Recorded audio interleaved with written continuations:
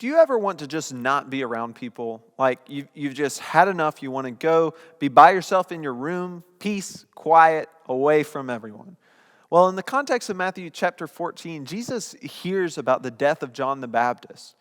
And it says in verse 13, he heard this and he withdrew from there in a boat to a desolate place by himself. Jesus is going away from the crowds to be gone by himself. But these crowds are really persistent, right? This is like a celebrity going and trying to find some privacy, but just being followed by fans everywhere and paparazzi and cameras flashing. This is what's happening to Jesus here. It says, but when the crowds heard it, they followed him on foot from the towns. And then what happens next shows us what is truly in the heart of Jesus. It's a beautiful picture of who Jesus is. Verse 14, when he went ashore, he saw a great crowd. Remember, he was going out to a desolate place to be by himself. He sees a great crowd, and he had compassion on them. And he healed their sick. This is the heart of Jesus, that he has compassion on people. Now, you might think that Jesus doesn't want you, or that Jesus doesn't care about the little things that are going on in your life.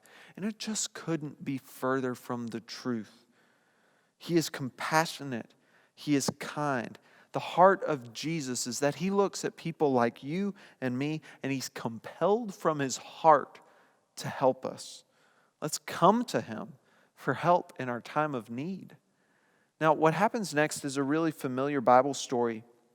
It's the feeding of the 5,000, that all the crowds are around him. They have nothing to eat. The disciples are like, hey, let's send them home so they can get whatever they want to eat. And Jesus says, oh, no, we can take care of it. And his disciples are like, what are you talking about, Jesus? But I want us to focus on something that happens at the end, some of the things that are said at the end of this story.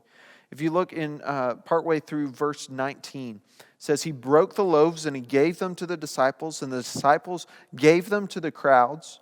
And so it's these very few loaves and some fish with which Jesus ends up feeding thousands of people. But in verse 20, I want you to focus on this. He says, they all ate and were satisfied.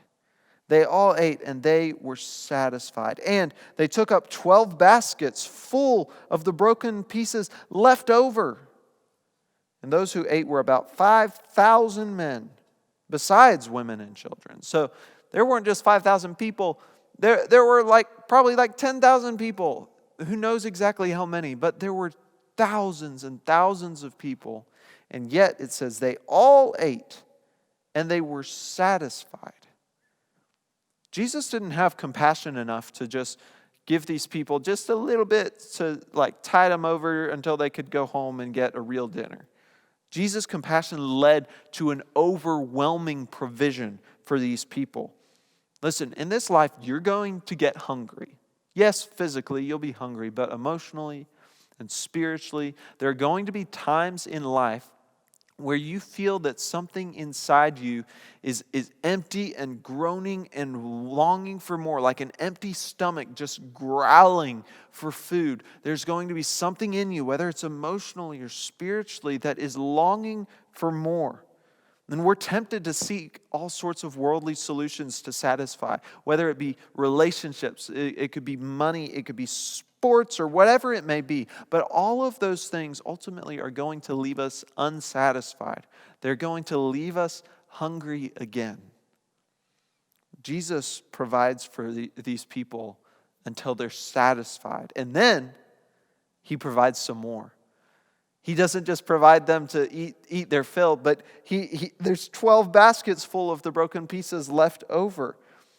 We need to stop looking anywhere else for our satisfaction, because Jesus is the one who satisfies our every need, not just physically, but spiritually, in our hearts that are always longing for more. Jesus is the one that fills that and satisfies that. Jesus is waiting with compassion in his heart to satisfy your every need.